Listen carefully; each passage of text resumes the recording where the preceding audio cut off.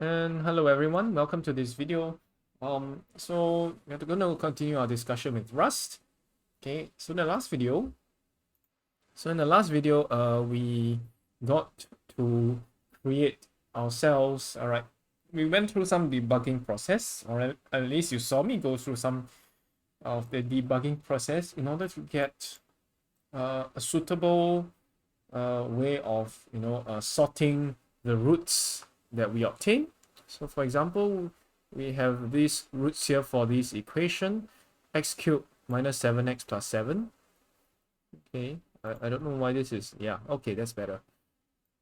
Yeah, x cubed minus 7x plus 7. Okay, so we got these, the roots, and we were able to use some functions to help us sort out these vectors. Okay, so that the smallest root will be the first element and the largest root will be the last element. Okay, so in doing so, I kind of barraged you, or I gave you a barrage of new concepts, such as references. Then we had to deal with references, for loops, and that's probably a lot to sort of deal with. Okay, when we talk about dealing with vectors.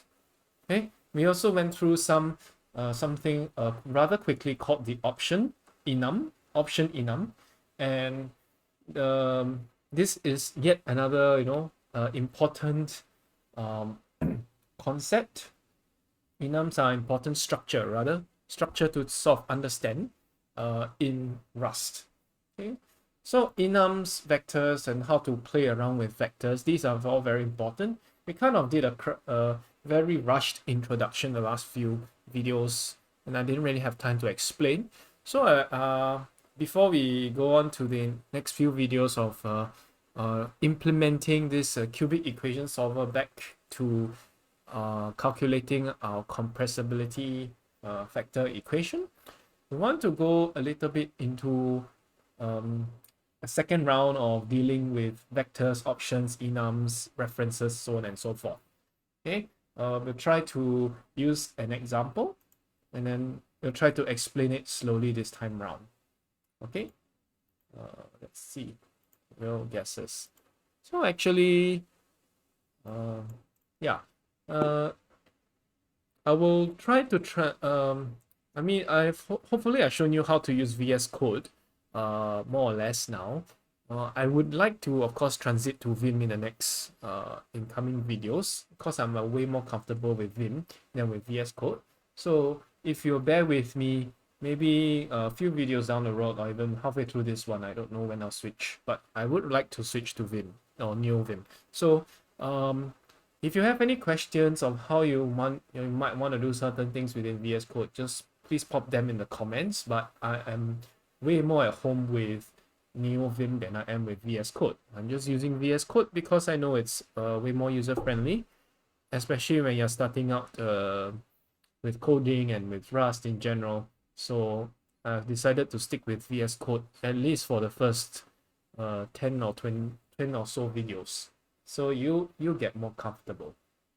Okay, so I won't stick around with VS Code as we get more and more used to programming new things, but I might switch to Vim or Neo Vim in the coming videos. Yeah, so where was I? Yes. So yeah, I do want to switch to Neo Vim if you're okay to indulge me for the coming videos. Okay, so I kind of lost my train of thought, but yes, let us go back to what we want to do. Okay, before I continue doing this Ping Robinson equation implementation, yeah, I want to first maybe give an example of more examples of vectors, enums, so on and so forth. One of the good ways is maybe we can use a dot product. Okay, a dot product kind of a test or module.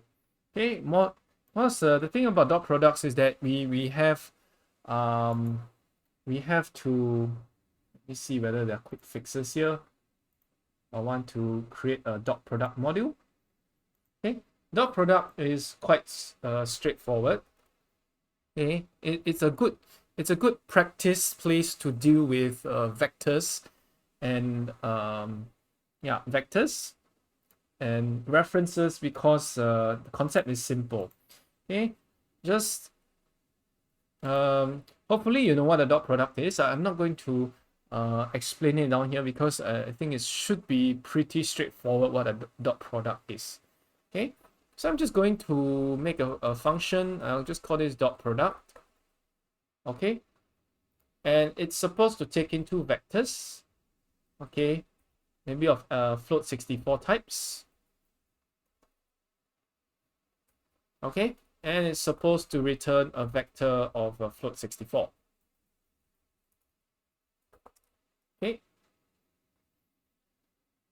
so of course over here I don't have anything to return, that's why it's giving that error. So I'm going to return an empty vector as a placeholder. This is for now not going to do anything yet. Okay.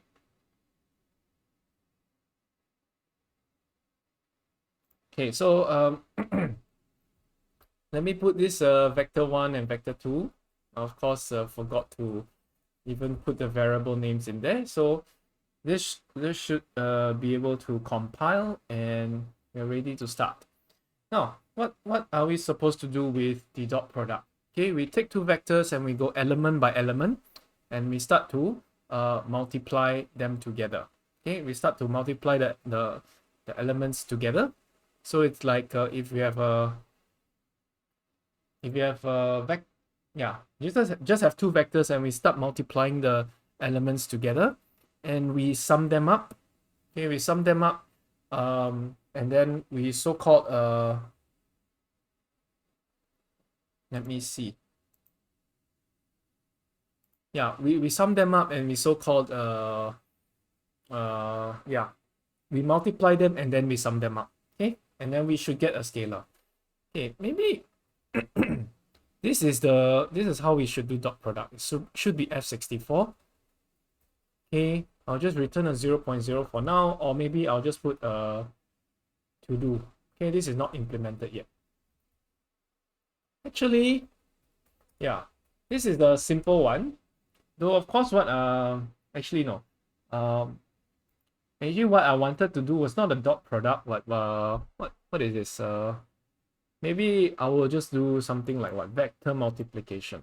Let's change this to vector multiplication.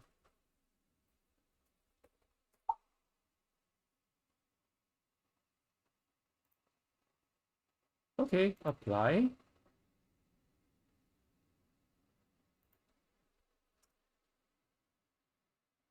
Okay, so this is the vector multiplication.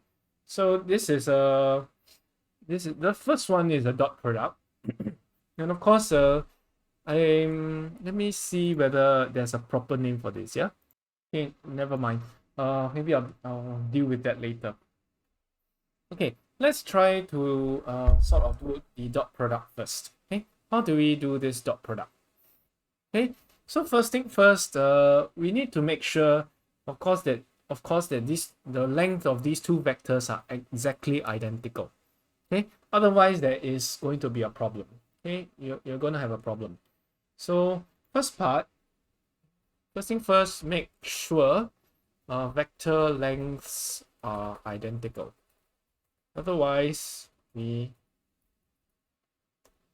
have a problem, right? So that's just the rough outline of thinking, of thoughts. Okay, suppose that they are identical, we can start going element by element, right? Okay, suppose the vectors are of equal length, dimension, we can start multiplying them. And there are multiple ways to do this. My way is not the only way, but it is one of the ways. So we can start multiplying the vector. So we take the first element of vector 1, we multiply it by the first element of vector 2, and then we sort of go on and on, right?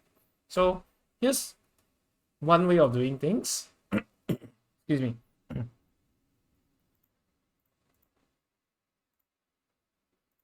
Okay, so yeah, I need some water. So anyway, I went for a little bit of drink of water and I'm back.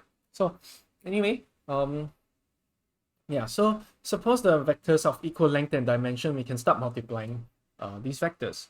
So what do we need to do? We need to say, let's say I take the first element of vector 1 and the first element of vector 2, I multiply them together, then I have a sum. Okay, so let's do a have a mutable variable called sum, and this will be 0.0 at first. Then we'll start adding vectors, I mean the multiplied elements one by one. Okay, so this is what we can do. We declare a mut sum, and then we add the vectors to this sum. Okay, how do we so-called have the first elements of the first vector? We need to start using a for loop. Okay, so for now, let us anyway. Before I continue, for now, let us just ignore the problem of the vector lengths being identical. If they are not identical, then we'll deal with that later. Okay, so this part is a to do. Okay, we need to come back and do this. For now, let's just simplify the problem and just assume that these two vectors are sort of what do you call that? They are sort of they can work. The lengths are compatible. They are equally sized. Okay, so if let's just assume that's the case, and later we'll come back to dealing with cases where the vector lengths are not identical. Okay, so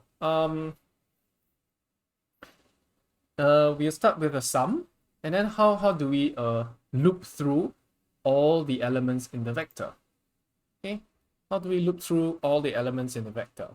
So there are a few ways. Okay, so the first most basic way is to use a for loop. Okay, in the last video I said this is one of the ways. For element in vector 1 dot iter, and then this is how you sort of access all your elements in the for loop. Okay, so this is the easiest way. However, we need to actually find the index of elements in vector 1 and the index of elements in vector 2. Why? Because I need to find the first element of vector 1 and the first element of vector 2, and I multiply them together. Second element of vector 1, second element of vector 2, multiply them together. So I do need that sort of index. Okay, how do we obtain this index? Okay, there are multiple ways of doing it. Let me show you the simplest of these ways. First thing first, you need the length of the vector, right? Okay, let vector length equals to, well, use the length of vector 1. Assume that's equals to vector 2, of course. Okay, vector 1 dot length. Okay, so this is the vector length. It's of type usize. Okay, so this will be the vector length. Then we can actually use a for loop. For index, I like to use idx in 0 to vector length. Okay, so for index in 0 to vector length, okay, use this dot dot. So we start at 0, we go to vector length minus 1. Okay, so this will help us loop through all the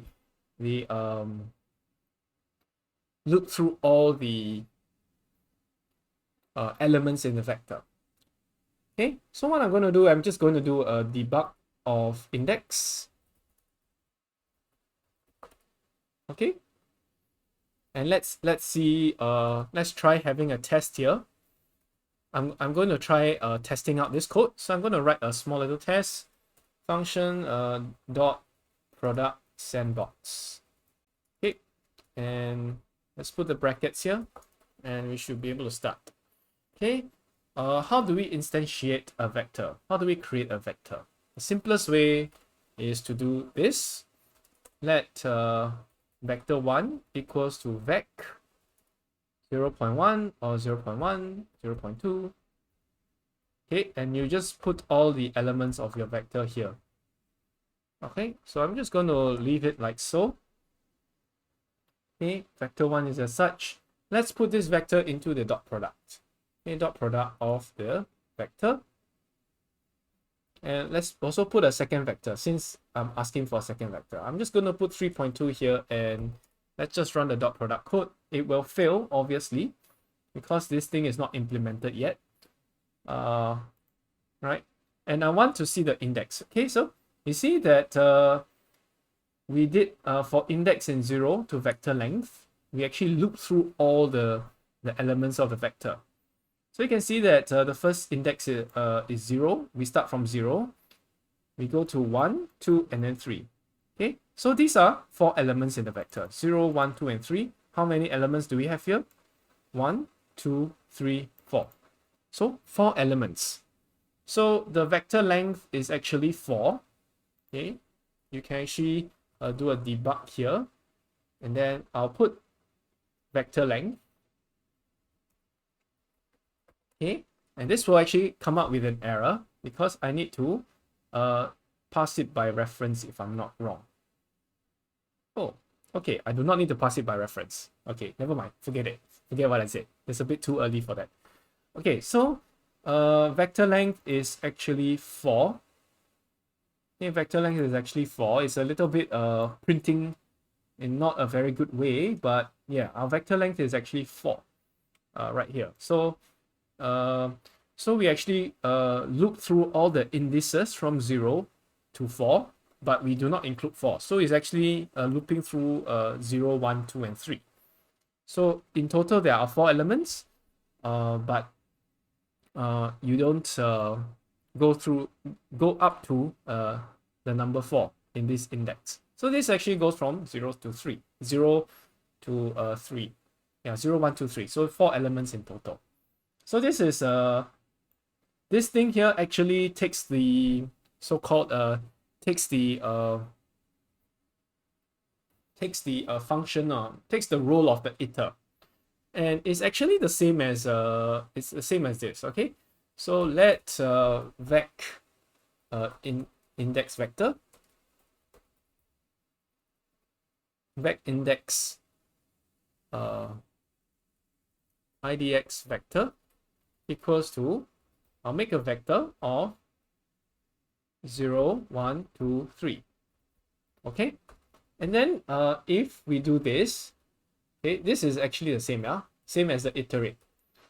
Let's do index vector dot iter. It will actually give you exactly the same results. Okay, 0, 1, 2, and 3. So this, okay, if you actually do a mutable index vector, okay, if you actually do this 0 to 4, okay, it will print out exactly the same results. Okay? Print out exactly the same results. Oh, it doesn't. No method for iter. Oh, right. There you go. So this thing actually pretty much does the same as if you were doing the iter right here, the iterator right here. You should be able to so-called find out all your index. You can actually loop through all the indexes. Okay, so once you got the index, what can you do? Now this should be pretty straightforward already. Okay. So let me revert this to 0 to vector length. Okay, this is one way you can work with vectors. Okay. All right. So let's take the first okay, let's just call this A equals to vector 1. You access it at the index. Let B equals to vector 2. Access it at the index. And then we multiply A and B. Let AB equals A times B. And then we add it to the sum. Sum equals to sum plus AB. Okay, so that's how we can actually do a dot product. Okay, so once we're done with the dot product, what can we do? We can actually return sum. Okay, so dot product vector1 vector2, let product, or we just call this a scalar, equals to dot product vector1 vector2. Okay, so what is the scalar over here?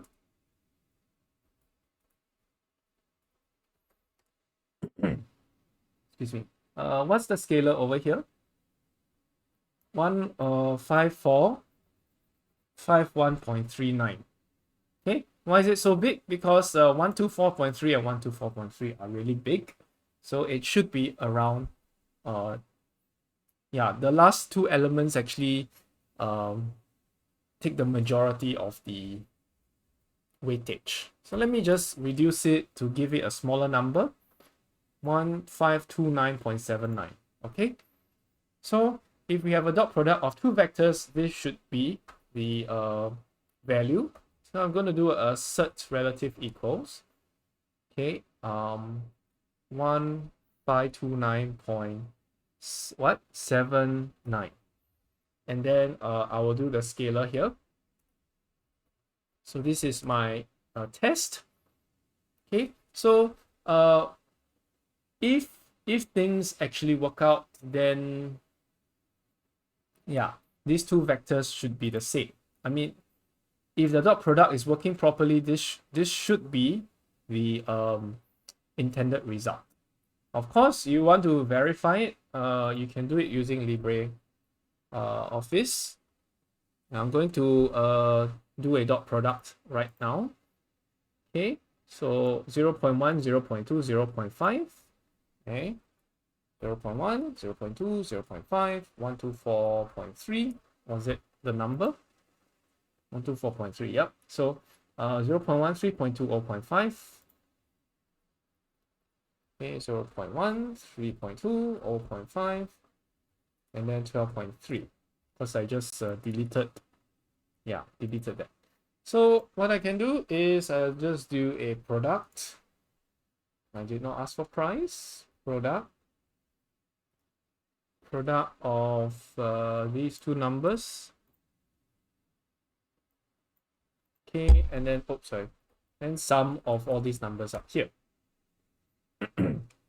Of course, for those of you more savvy with this, you can use sum product, and this will actually give you the same answer as well, 1529.79. So our dot product is actually doing quite okay. Okay, so but the reason I'm introducing to you is because I want to introduce you how to deal with vectors and be a bit more comfortable with vectors, okay, and enums. So let's this is one way of doing this. This is the simplest way. Of course, there are more convenient ways you can do this. Okay, doing exactly the same thing, yeah. Okay, this is a more concise way. Okay, using iter. Okay, so we can still use iter. We do not need to manually find the length. We can actually use the iter method. However, this is slightly more complicated, only very slightly. Okay, so the syntax is as such. You can use the iter as well for index and for index and a in vector1 dot iter dot enumerate. Okay, dot iter dot enumerate. That's all you need to do. So the enumerate function, what it does is that it returns pairs. So it returns pairs of I and whatever value it is, where I is the index of the current iteration and value is the value returned by the iterator. So if let's say I do vector1 index, the index is the index that we saw just now. This idx is exactly the same as the idx here. Vector1 at this index, the value will be a. Okay, this A here is exactly the same A, or rather we can use this is a reference to A. Okay, this is a reference to A. Okay, so because we see that it's a ampersand sign here, this is actually what we call a reference. Also, well, you can sort of loosely call it a pointer, but it's not really a pointer. But the purpose is the same. This A reference actually returns, it contains information about the memory address of this element. Okay, so I can actually do debug A ref. Okay, this will actually give you the value of A ref. You see the value of A ref here is 0.2. So it will actually look through all the values here. Okay, of course it's not doing that nicely because I'm giving so much output, but the idea is the same. Okay, so later we will need to revisit references, but let's put that on hold for now. Let's talk about the enumerate part. Okay, so A is just a ref. Okay, a ref, but you need to dereference it. Okay, so this is one way of dereferencing it. You use the deref operator or deref function. Dereferences the value, right? Okay, so this is one way of doing it. The second way of doing it is to use the star. Okay, so A here should be an F64 type, not a ampersand F64. Ampersand F64, we call this a reference. So A should be a F64. We can strongly type it using this method. And then after that, B is the same. And the sum will be the same as well. Of course, before I start this loop, I need to make the sum 0. Otherwise, I'll be over adding. Okay. So this is the second way you can do it. Okay. It's pretty much doing the same thing as this for loop over here. Okay. So this part, what I'm highlighting, is doing exactly the same, or rather more or less the same as this enumerate thing over here. Okay, the convenient thing about this enumerate is that, okay, I do not need to manually, get the vector length out. I don't need to get the vector length out manually, and I don't need to make this range thing manually. Okay, enumerate gives me two things. It gives me the index and it gives me the reference to this value. Okay, reference to this value. Okay, so we will need to revisit references later, but this is how we're gonna do it. Okay, so this is the second way of doing a dot product. So I'm actually doing the dot product twice just to sort of demonstrate how to do things. Of course, there's one more way of doing things for the dot product, and then maybe I'll just do that last method, and you'll call it a day. Okay, so the third method looks like this. It's called the map method. I quickly had to fiddle around because I was quite rusty, and this is the most unfamiliar method to me out of all the three because I haven't used this in a while. Okay, but the map method is as such. Okay, you will see a lot of Rust code. They use this map method. Okay, so they don't do this iter enumerate or this vec length as often because this is very what we call verbose. It is going to be very lengthy. If you want to be concise, this is probably what you want to do. Okay, and this is probably what you may see more a lot more in Rust.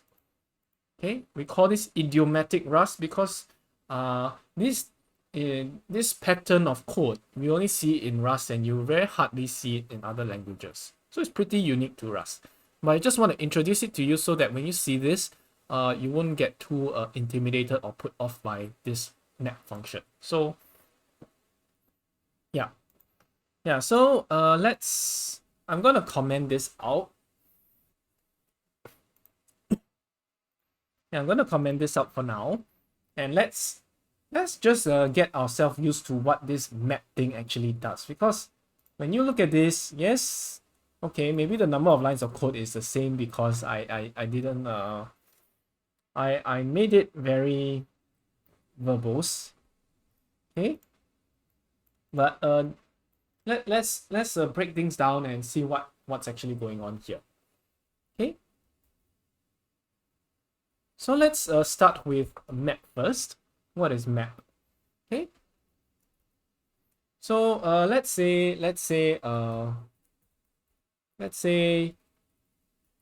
you want a very quick way of adding the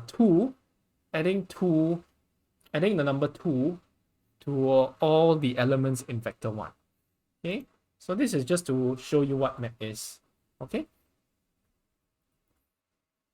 so I'm going to put add 2 to how to add 2 to every element in vector 1. Okay, so let's say we have a vector 3. Okay, let's say we have vector 3 and we want to add we say vector 3 is going to be vector 1 except that we add 2 to every single element in vector 1. So the way to do it is like so. Vector 1 dot iter, okay, and then we use this thing called map. Okay, map is going to ask for a function. Okay, this thing is called a closure, but the simple way to understand what a closure is basically like a function. Okay, it's almost a function, but it's not, doesn't really behave quite the same as a function, but it's close enough. Okay, so the main syntax difference between a closure and a function is that instead of having these brackets, what you do is that you will have these bars, how to say, so to speak.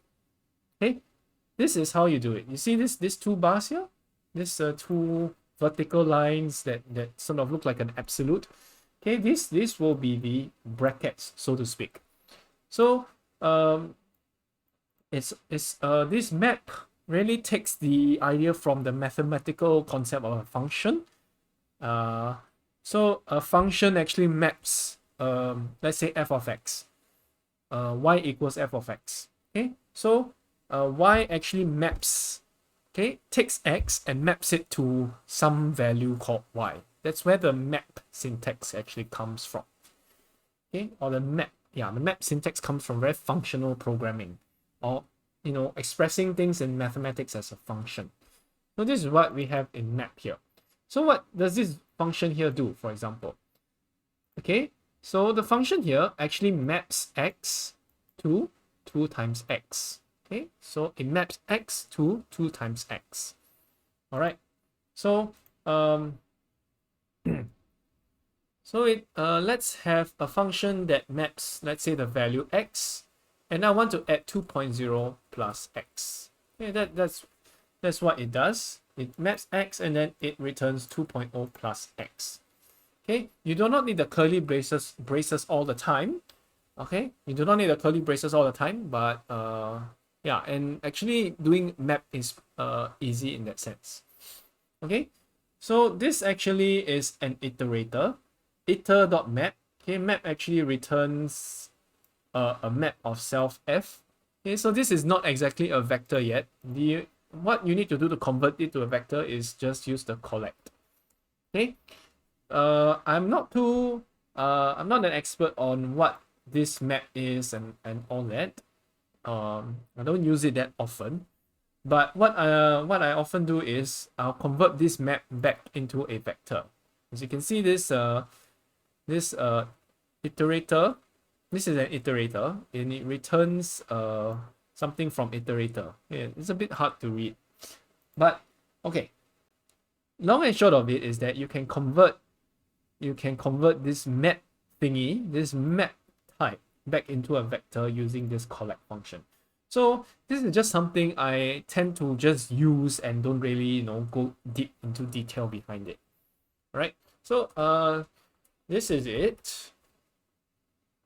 Okay, and the compiler is going to complain. It says consider giving vec3 an explicit type. So what is vec3 supposed to be? 3 is supposed to be a vector of F64 values. Okay, so let's debug what vec3 is. Okay, and we'll see what map actually does from this example. Okay, look at this. Look at what vector 1 is. 0.1, 0.2, 0.5, and 124.3. Basically, what I did with the map value is really to add 2 to all the elements in the vector. Why is this so helpful? It's because I can squeeze all the logic of the code within one line. So it's a very, very short-handed way of writing.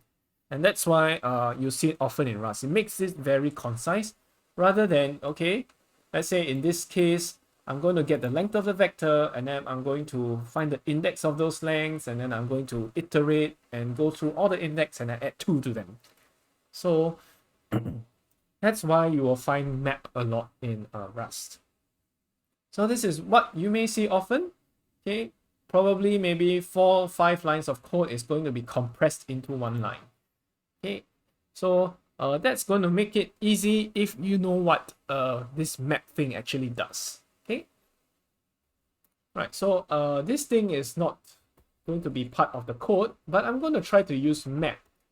Okay, I'm going to try to use map with